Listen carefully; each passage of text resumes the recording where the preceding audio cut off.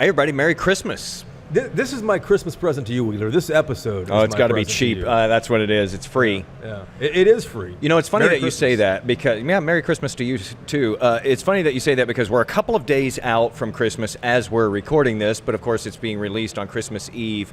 And you didn't want to hang out with me. I asked if you want to get together Christmas Eve. You said, no, I'm busy. Yeah, I'm busy that day, and that day. Wow, that's weird. So here we are, a couple of days out, though, and, you mentioned Christmas gifts. I swear to you, usually I'm the last one, in the house who's, bought gifts for everybody. I'm always last minute. I always set out to do better, and I never do. This year, like, everybody has taken my way, and you look at our tree, and I'm not kidding you, there's one thing under it. So, like, in the Wheeler household, there will be no gifts given on Christmas. I don't know. Is this a struggle year? Is it just that none of us cares? Is it just do you guys like each other in none your of house us, or what? We don't have time.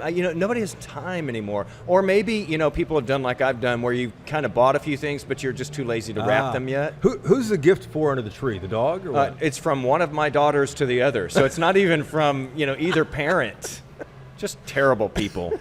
Terrible people in my household. Well, my wife is way ahead of me on that. I haven't. I'll be out there probably later today doing shopping. Okay, well, good. So, Don't forget me. No, I know. This is my gift, this the free is one. It. I put my credit card down for the tab, and that's why this is his gift. And you know what? I took you up on that. And you got the smallest beer here. I did, which I did not plan on. It just happened. We're at the Manhattan Project in Dallas, not too far from downtown Dallas, on the south side. On the west side. West side. I don't know my directions. Evidently, that's a 20% beer there. Yeah, it is. Well, I think that's why they serve it in this really small glass. It's like a 4-ouncer there. It looks like it. Is that a taster? This is a, what is it called? A Winter Coalition. Holiday Coalition. Winter Coalition. So it's just it's kind of a holiday-ish. It's got some spices in there. They say that cinnamon is the one that comes through the most. People always tell me stuff like that, and I can never taste the thing that they say comes through the most.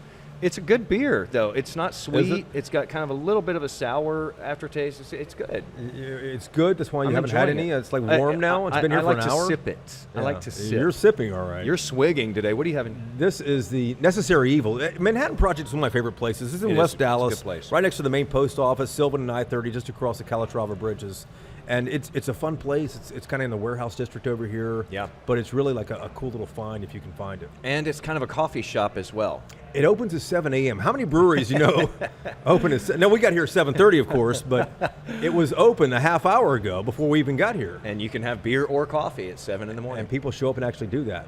So our Christmas gift to you this year is going to be a rewind, a look back at some of the best episodes we've done this year. Not, as far as we're concerned, best episodes. These are what you guys voted for, the downloaded episodes, the best downloaded episodes we're picking out this year to highlight, and that's what we're doing this week. And so we're going to do 2 of these, and what stood out to me, the funny thing, is that in neither of those episodes are we both in the episode. One of us was off or doing something else for each of these, which is a takeaway for us that people do not like us together. What are you guys trying to tell us? You don't like us together here? Just tell us. They have told us. We'll make it work. The people have spoken. So the first episode here is one we did back in August at the Stoneleigh P. It's a cool little bar. It's a former pharmacy. That's what the P stands for in Stoneleigh P. But it's in having Uptown to get Dallas. out by the end of this year. And they have to leave, I think, by the end of the year, by the first of next year, 2024 is when they have to leave. But we had there a guy that is no stranger to Texas politics, a guy named John Bryant. He's a former state legislator back in the 70s in the Texas House. He went on to Congress, and then he retired. He took time off. He saw what was going on in Texas politics, 4, 5, 6 years ago, and told his wife, I'm getting off the sofa, I'm going back to Austin, I'm going to run for my old seat, and we're going to do this again. And that's what he did, and he is not afraid to tell his party, the Democratic Party, what they are doing wrong now. Yeah, he's unsparing in this, and basically what he's saying is you're trying to play too nice. You're going in there, sure, you're outnumbered in Austin, and you have been for decades when Republicans have had unified, overwhelming control of state government here. And so he says Democrats have been sort of beaten down into this notion that, well, if we just show up and we're really nice and we're friendly and we don't fight too much with them, they'll let us pass some things too. And he says the things that Democrats have been able to get through as far as bills go over all of these years have been just nothing really compared to what they have given up by not really putting up the fight and really drawing a distinction between their vision for Texas and Republican vision for Texas. And they say that he says that voters are not getting that message. They're not seeing that distinction because Democrats aren't fighting. And he says they're not fighting, and that's why Republicans are winning. His argument there, too. John is 76. Representative Bryant is 76 years old. When I remember we were at the Stoneleigh P, and Laura Garrison, the owner, walks up to us and says, "What would you guys like to drink?" Right before we started hitting record on there. And before I could say anything and look at the menu, he ordered an IPA out of the gate, 76. I'm like, this will be a good podcast. Not only is Wheeler not here, but our guest is ordering an IPA out of the gate like this. So it was already good. It was only getting better. It was only getting better, and then you guys voted for it, downloading it so many times. If you haven't listened to it, though, I think that this still has legs as we go 100%. Into 2024 because, Democrats are going to try once again. Obviously, we don't have as many of the big statewide races like governor, lieutenant governor, et cetera. A huge Senate race, huge U.S. Senate race that Democrats are hoping that they've got a chance in this time to take out Senator Ted Cruz. Also, they're trying to make up some congressional ground down in the Rio Grande Valley. And so, Democrats hoping once again that maybe 2024 will be their year, at least in some ways. And, they've had that thought so many times, and so many times I think they've been disappointed. Yeah, I mean, come on. How old were you when the last Democrat what's interesting had a is statewide office? What I love about this guest is, he talks about how he has been around long enough to remember when Democrats used to be in control. Right. I mean, that's a long time ago. He's an old timer because he remembers when Democrats actually were in the majority in this state. And he says, if you've tasted that, then you really just want to spit out this taste of being in the minority for years and years and years like this. And he says today's Democrats try to get by with a quote, today's Democrats try to get by with a smile and a shoe shine. And I'm like, wow. I'll tell you this. I have a lot of contacts on both sides, and fortunately, folks will call me from the Republican side and the Democratic side. I heard from a lot of Democrats after we put Representative Bryant on. They were like, are you kidding me? Were they pissed? They were a little upset. Oh, he doesn't know what it's like today. He doesn't know what it's like today. I'm like, well, you know what? He knows what it's like years ago when they dominated doing what the Republicans are doing today. He knows what that was like. And he's not afraid to call it out. Now, the question is whether Democrats want to hear that, whether they need to hear that, whether they are, doing something that might put them back in the majority at some point. Just from my own personal life, sometimes it's the stuff that you hate to hear that you need to hear. Who's telling you stuff you hate to hear? A lot of people. Yeah? Most everybody, No presidents under the tree? Yeah. Yeah, that's telling me something right there. So this is John Bryant. He's a state rep. He represents part of Dallas. He's 76 years old. He ordered an IPA. This is a good episode back in August 6th of this year, of 2023. So I hope you can take a listen to this again and wonder, is he right about Texas Democrats today? Take a listen. All right, let's get to our guest. It's State Representative John Bryant. And for those who don't know, John Bryant is a state representative representing downtown Dallas, parts of North and East Dallas, the M Street, Swiss Avenue, Casa Linda area, huge chunk of East Dallas. He's a Democrat, just elected in 2022. But you are a veteran of Texas politics, different from everybody else at the state capitol. You served there from 1974 to 1982 in the Texas House, twice named one of the 10 best legislators by Texas Monthly Magazine, elected to Congress 6 times, serving in Congress from 83 to 97. Is it 83 to 97, is that right? That's correct, yeah. And then ran for U.S. Senate in 96. Look, let me ask you, when you left in 97, left politics, what was the moment? What was the one thing that happened, Representative, that you decided, hey, I need to get back in? Well, you start hearing voices after 14 years there that, you're doing the same thing over and over, and maybe it's time to move on. And I just started feeling like it was time to move on. It was a good decision because redistricting would have made it hard for me to stay in office anyway. But I had already been in public life by that time for 24 years. And it just seemed like it was time to go back to private life and stay in one place and be able to go to church and go to funerals and go to weddings and sleep in your own bed at night. That's right. Yeah. Yeah. Before we got going here, I didn't ask you what kind of beer are you having. It's an IPA. I don't remember the brand of it, but it's a good one here. We'll find the brand of it. I'm having the my favorite beer. I have this all the time on the podcast, but it's the Manhattan Project, Necessary Evil. And Daryl's handing us the list here. You have the it's the only IPA on there. The Trinity Forest Smash IPA. Yeah. Okay, it's the one on draft. Yeah. Smash IPA. So let's hop back into the conversation here. For you to get back in and decide you wanted to run again, did you see one thing in the news? Did one political thing happen for you to decide, hey, I need to get back into politics after all this time out on the sidelines? Yes, the invasion of the U.S. Capitol by this mob and the increasing amount of authoritarian talk about the future. And I thought, well, I'm sitting on the sidelines. I could get involved again, try to maybe plug the dike until we can straighten things out. And instead of sitting here sending angry emails to my friends, get back involved in it. I was quite really sincerely concerned about where we're headed. Also, there were a bunch of decisions pending in the Supreme Court related to the power of states, assertions that the states had the power over the Electoral College that they've never had before. And had those gone against us, state government would have been the place where an authoritarian movement would have begun and still could be. So I think I made the right decision to run, and that's really what I was worried about. What was your family's reaction when you decided you want to get back into politics?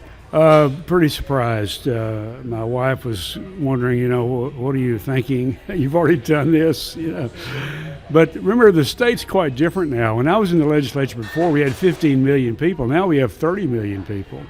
We were still a largely agricultural economy, and we're an industrial powerhouse now. Texas is really a nation state, and the stakes are much higher. The changes are still happening rapidly. It's a different place. One reason I wanted to talk to you, because you've been critical of Democrats today, suggested that Texas Democrats are fine with getting the scraps left over in the legislature. I think you even called them a bunch of sheep in an interview with Texas Monthly recently.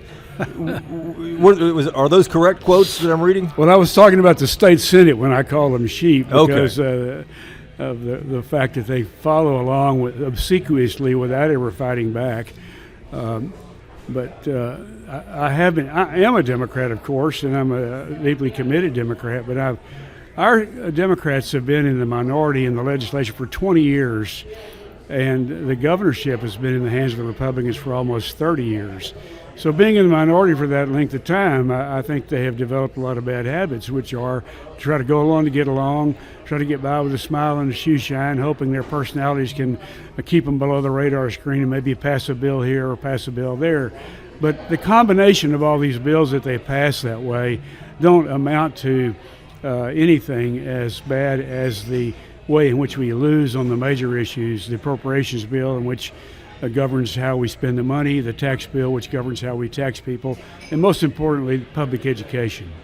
What should Democrats be doing, do you think?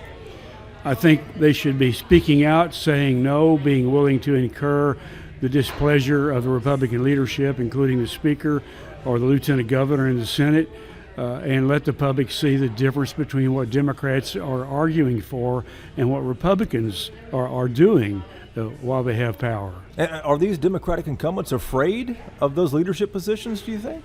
I think many of them have decided to settle for being named vice chairman of a committee, or maybe some of them even get named chairman of a committee.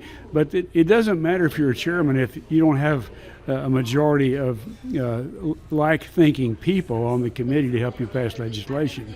The key is, how do we spend the money, how do we tax, and how do we educate? And if we're losing those big battles, I would call that the war. If we're losing the war, winning a battle here and there really is insignificant.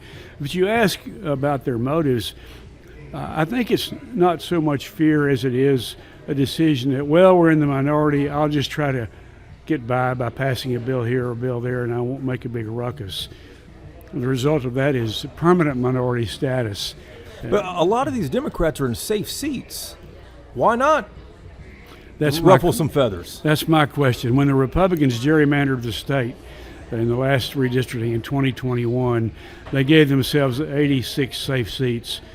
But to do that, they had to leave behind 62 safe Democratic seats and 2 that are more difficult to win. So 62 of 64 Democrats have safe seats. There is no reason not to be out front and fighting hard and making plain to the public that we're on their side on these big issues, as opposed to going along to get along with the powers that be there and really accomplishing very little. What kind of reaction have you gotten from your fellow Democrats this go around? A positive reaction. Have you really? Most acknowledge that this is true. They're not sure how to get out of it. Remember, the vast majority of the 64 Democrats have never known what it's like to be in the majority after 20 years. There's only a handful of us that know what it's like to be in the majority. And I think a lot of our guys have lost their muscle memory of what it means to really be in control and be governing the state. I don't like being in the minority. I've been in the majority before, and I'm pushing to get us back in the majority. When I think of Democrats that will get out there and brawl, today's generation of Democrats, I think of someone like Gene Wu, who's been on the program with us in the past. Right. I think that it's either built in you or it's not built in you. Is there any way to train any of these incumbents of what they need to do based on the experience you and others have? I think you're right that it is. It's either innate to you or it's not. However, I think that members who otherwise would have been strong advocates and been willing to take the fight to the other side, but saw that they were in the minority year after year, can develop a cautious way of operating and pull back from that. And I'm hoping that some of us that have been willing to get out front and not focus on passing little bills, but focus on trying to win the war, are setting an example and showing some of the members that are newer to the process that this is really the more rewarding place to be and the more meaningful place to be. And it's all about messaging, isn't it? I mean, you have to let Texas voters know what you stand for and what you're doing. And it's not, I think, I mean, it is fact. The Democratic Party in the state for the last couple of decades has had a messaging problem. Yes, the voters have to see us being active in opposing Republican policies and presenting viable alternatives. If they don't see that, they don't have any reason to get off the couch and go vote.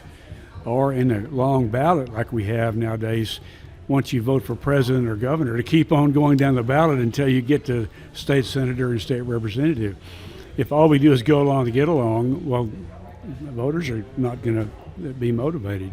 Let me ask about a few times that Texas Democrats have pushed back. 2 years ago, year and a half, 2 years ago, they went to D.C. to protest the elections bill. Back in 2003, they spent a month, the state Senate Democrats spent a month in Albuquerque, New Mexico, protesting redistricting. So they have fought back a couple of times in recent memory, but those weren't successful because we all knew at the end of the day that Republicans had the majority and Republicans were going to get their way eventually after these stunts happened. Well, they showed enormous courage in doing that. It was only when survival was at stake that took place, and I have to take my hat off to every one of them. I've broken quorums before when I was in the House, but to leave for a month and to hold out under a serious criticism in order to let the whole country see what was being done to our voting rights, I thought showed great courage. Were those successful?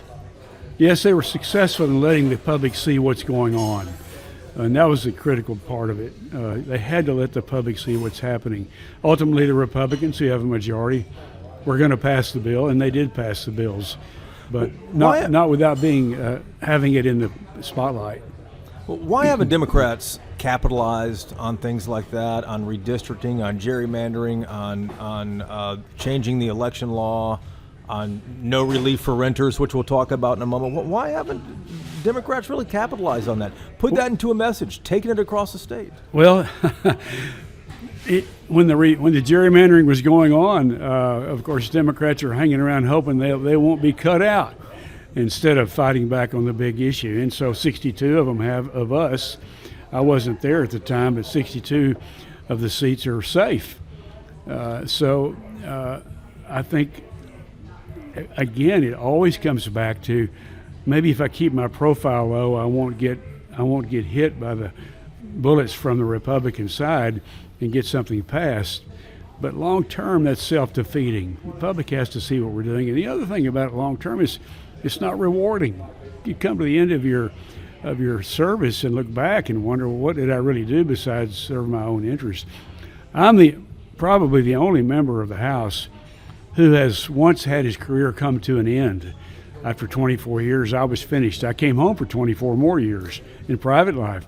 But I remember looking back and thinking, well, gee, I got to do what I wanted to do. Did I make the best of it? And the things you remember and feel good about are the things that you took a risk to do. And maybe you didn't even get credit for it, but you tried, and that's what really is rewarding, not little bills that you can kind of hang on the wall like a trophy that nobody really opposed anyway. I think I've asked this once or twice in the conversation here, but are there younger members that you've talked to and said, listen, let's think differently about this. Let's don't think about these little bills. Yeah, I know you want to get something done because it's tough to get things done, but we need to think differently about how we're going to have a strategy here. Yes, I've had those conversations many times. And since you've been back? Oh, yes, in this past session, yes, with younger members. And some are very receptive, some are cautious, not knowing what to think. They look around and see a lot of people still doing it the old way. So that's probably going to be a gradual process that I hope outlives me. So we talked about messaging for a moment here too. What's the long-term strategy of today's Texas Democratic Party? Well, I can't speak for the state party as an entity. I can speak for what I believe we should be doing in the Texas House, and that is you've got to take the fight to the Republicans when you have the votes to do it. When they have to pass a constitutional amendment and need 100 votes, and we have 64, we need to say to them, we're not going to pass it unless it contains our priorities also, instead of laying down and letting them pass these things because you don't want to make anybody mad. And that's what's been happening, and it happened numerous times in this last session. If Democrats were to, all align and vote in a block like that, I mean, wouldn't some of them who have leadership positions be in jeopardy? Well, they risk making the speaker mad, and if they're depending on the speaker to give them their titles, yes. But remember, when you accept a chairmanship from a Republican speaker, you agree to be part of his team, and that means you give up your voice on the big issues, and you give up a lot of your independence on the big issues. You're still free to talk about the little issues, the social issues, for example, that we disagree with the Republicans on, because they love it when we fight them on those issues. They take those issues to the red meat Republican primary voters. But the key is what's happening on the appropriations bill, what's happening on the tax bill, what's happening on public education. You've watched in the past, couple decades how the gap in the presidential candidates between Republicans and Democrats, the gap has narrowed and narrowed and narrowed, and I think Joe Biden got the closest of any Democrat since maybe the 80s in this state. But one thing that has struck me the last 25 years here is that the DNC no longer really invests in Texas. The Democratic National Committee, it has some money they put in here, but not very much. They don't, and they have, to a great extent, assumed that they can't win, and so therefore they don't invest a lot here. They come and raise a lot of money here, but then don't put a lot back in. That's a source of great dissatisfaction on the part of the Texas Democrats, because we believe that this state is on the verge of becoming a Democratic state. You think so? Yes. Remember, Hispanics are now a plurality in the state. The old establishment is gradually becoming, losing its grip on total control of everything. And when you poll on the issues and not on the personalities, voters are with us. They believe in a woman's right to choose when it comes to the question of abortion.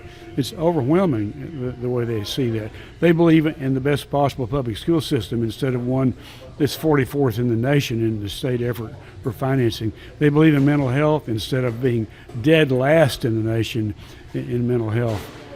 They believe in a tax system that is not going to give away a third of all the money that we just allocated to tax reductions to refineries and skyscrapers, and instead putting more of it to residential homeowners who are having a very difficult time, and to householders that rent their houses who are having a difficult time. That's where the relief is needed.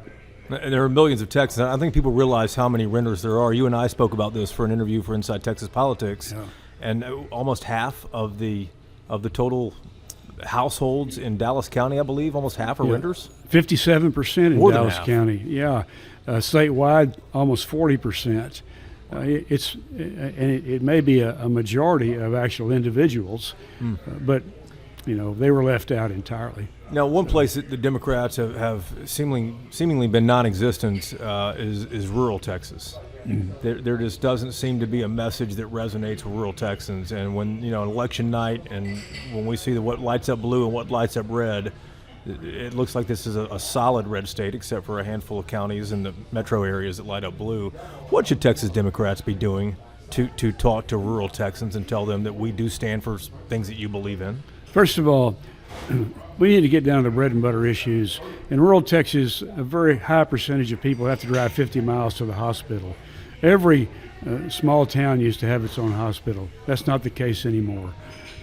Rural Texans also face a problem. That's your phone. Who's calling you here? Yeah, I don't know. The hotline coming through here.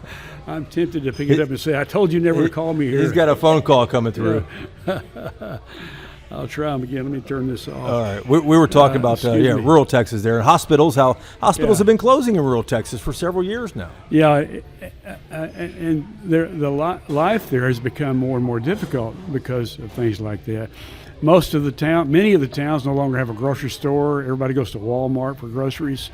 The income of people in West Texas, if you don't work for the school district, you don't work for the hospital, if there is a hospital, and you don't have a farm or ranch with an oil well on it, you're working down at General Dollar for $11.50 an hour. So the average income is way down. We need to be making clear to rural Texans, those issues are important to us. We put in our proposals every time funds to change those things. The other thing is public education. The Republicans are proposing vouchers, which would take a big chunk out of the public schools and give it to people that want to go to private schools. Well, there are not private schools in the rural areas, number one. Number two, even if there was, the amount of money they're talking about is only a third of the cost. Vouchers would totally change the way of life in rural Texas. There'd be no more Friday night football, for example, because you'd have half the student body gone somewhere else. So these proposals ignore the reality of life in rural Texas. I grew up in a small town. I know exactly what it's like. And I think we have to be bold in rural Texas and say, look, don't get hung up on these social issues. Women in rural areas are just like women in urban areas. They believe in a woman's right to make her decision with regard to terminating a pregnancy, not Greg Abbott making that decision for them. And this talk about transgender kids, we're talking about a tiny percentage of people that have a very unusual condition and ought to be able to go to the doctor of their choice and not have what they do governed by a bunch of Republican politicians. But why aren't Texas Democrats? I mean, this seems easy to do. If I'm a Democrat, why aren't Texas Democrats even making the attempt to do this? It takes money. You have to, if you're hanging on by your fingernails, you've got to put your resources where your best opportunities are. So we focus on the incumbents that we have. You help some challengers along the way, and once in a while you have somebody come along like Beto O'Rourke who can raise a lot of money because of his national profile and run a campaign. But 2 years ago we fell way short. I think partly because we are not making clear to the public that we're opposed to illegal immigration. All of this talk about immigration that we hear out of the governor is really a showpiece. He spent $4.5 billion on that could have been spent on public education. We're just as opposed to illegal immigration as he is, but we're not interested in being cruel to people. And these cruel measures that he takes to make it look like he's the only one fighting against illegal immigration need to be called out, and we do call it out. But I think we've not made it clear to people that we also don't want illegal immigration either. Likewise, crime. We're in favor of more police. We're in favor of fighting crime. We vote for the same crime bills the Republicans do, but we don't usually run ads about it, and the Republicans do. So I think we've got to strengthen our message on that. It goes back to messaging, because people might think that, Greg Abbott stands for a strong border, not knowing that Democrats do as well. And right. So I think that the messaging is the one thing that I don't understand why Democrats haven't been able to get a handle on after 20 plus years in the state and 40 years nationally. Well, stop and think about it. Who would our spokesman be? Right now, the only one. That's my next question for you, by the way. Oh, okay. Well, right now, the only one is the state party chairman, and people expect the party chairman to be critical of the other party, so that doesn't always carry much weight. No one in the legislature ever criticizes the governor. Only a handful of us are willing to do that, or the lieutenant governor. They're afraid their little bill will be vetoed, so they stay quiet all the time. They don't want to be accused of being partisan. Well, you just have to put up with those accusations. You've got to say something. He's squandering money that could have been spent on public education, on putting buoys on a quarter-mile stretch in a 1,000-mile river. I mean, this is absurd to be doing that, instead of recognizing that we're 44th, as I said a moment ago, in the nation in the state effort in public education. And we just passed an appropriations bill that he signed that didn't increase public education $1. For 10 years, the independent school districts in Texas have not had an increase in funding, and they didn't get an increase this year either. Teachers deserve a pay raise. They're leaving, and 12% of them left last year. Dallas Independent School District had 1,000 teachers shortfall not long ago. They're desperately trying to fill with the school year on top of us. That's where we need to be spending our time and our money, not on these show business things that Abbott's doing in order to be named vice president or maybe run for president. And in 24, who knows when? We've heard that rumor forever too. Let me ask you the last thing, kind of wide ranging here about the party, and the first is, it's kind of a long question, so go ahead and have some IPA there. The first is, why haven't we seen other higher profile folks like Beto O'Rourke step up? And then when I think of the last Democratic governor, who you likely knew well, Ann Richards. She was a character that embodied this state. She would go out and go dove hunting, wear the orange vest, hold a rifle, and actually go do it here. We just don't seem to have those people on the Democratic side that would resonate with folks out west. That would resonate with folks down south, folks in the east, up north, and all over the place. We seem to have more, I would say, more progressive, more urban type folks. I think we have plenty of people that would resonate with them all over the state. I, for example, was born in a small town. That's quite common. Just because you came off to Dallas to go to college and you're here doesn't mean you don't understand your family that still lives in small towns. The problem is the dynamics. Ann Richards had been a statewide office holder when she ran for governor. And she was already well known, and people followed her, and she had a great personality and an enormous amount of talent. That helps a lot. Yeah. Now, who would the press take an interest in? I mean, our highest officials are state senators. Which of them could really draw a crowd to a press conference if they went out to Abilene or Odessa or Big Spring or one of the towns out in West Texas? You've got to have some reason for the press to show up, because the press wants to write about things the public is interested in. Beto O'Rourke, I think, did a good job of that. but he just didn't have enough oomph to get there in 2022. And it was uphill in 2022 because it was more of a referendum on President Biden at the time, too, so it's tough for any Democrat. Good point, yes. Let me shift off to a few pieces of legislation that you were really working hard on. You proposed a $100,000 homestead up to a homestead exemption, rather, for property taxes up to 25% of the property value, not to exceed $200,000. And you also proposed that rent relief, which we discussed a moment ago, 10% rebate of the rent. Texas Democrats weren't even part of the conversation until really this kind of came up at the very end. I introduced a bill along with Ana Maria Ramos and Vicki Goodwin and Christina Morales to provide a Democratic alternative to the Republican bill, which addressed three major things.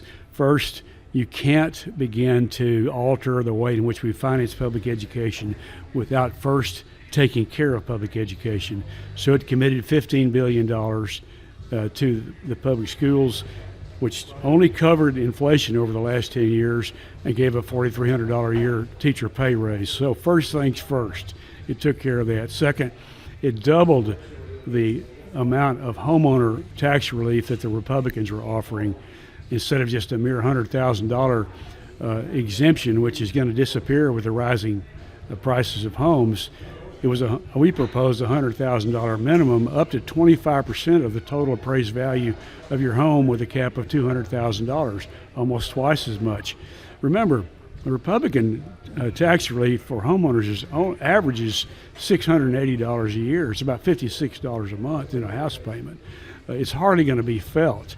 Our homeowners, they don't need hundreds of dollars in tax relief. They need thousands of dollars in tax relief. And that's what we proposed.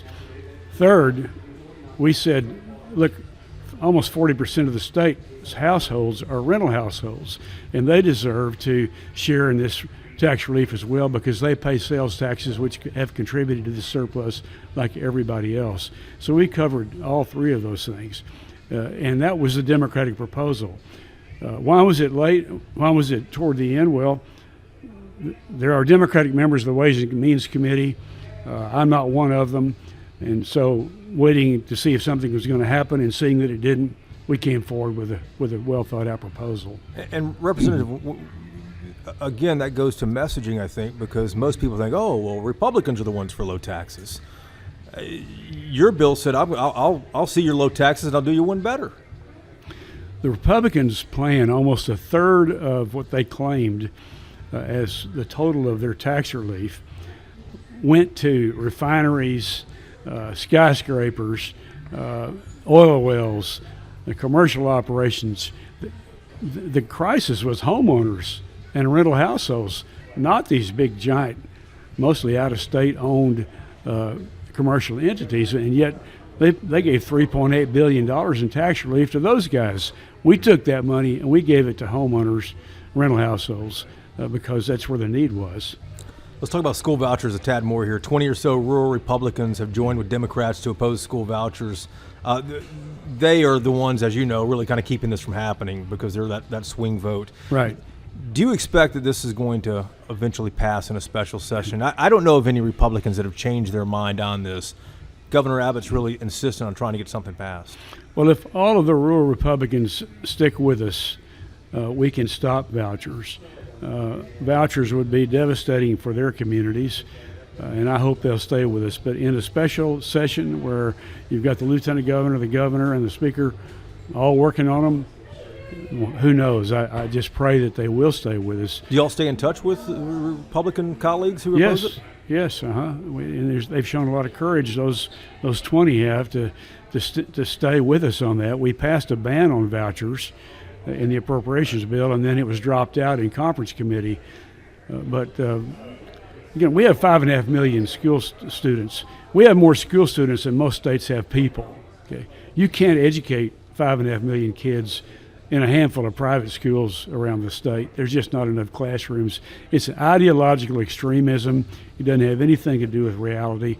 We need to do a good job in educating our kids, and we can't do it if we're draining off money on these voucher schemes. You've been around Austin for a minute. You spent time in D.C., as we discussed earlier, too. You see what's happening with Ken Paxton, the impeachment trial coming up in about a month. Yeah. What do you expect to happen there? Because these aren't regular jurors. These are elected officials who answer to voters and to donors. Do you think Ken Paxton will be convicted by the Republican-led Senate? I don't think anybody would be wise in predicting that. I don't know. I know that Republican voters, primary voters, a high percentage of them support Paxton in spite of all the bad things that he has done. And I'm sure Republican senators are aware of that and are going to have a hard time casting a vote to convict him. So I wouldn't count on him being convicted at all.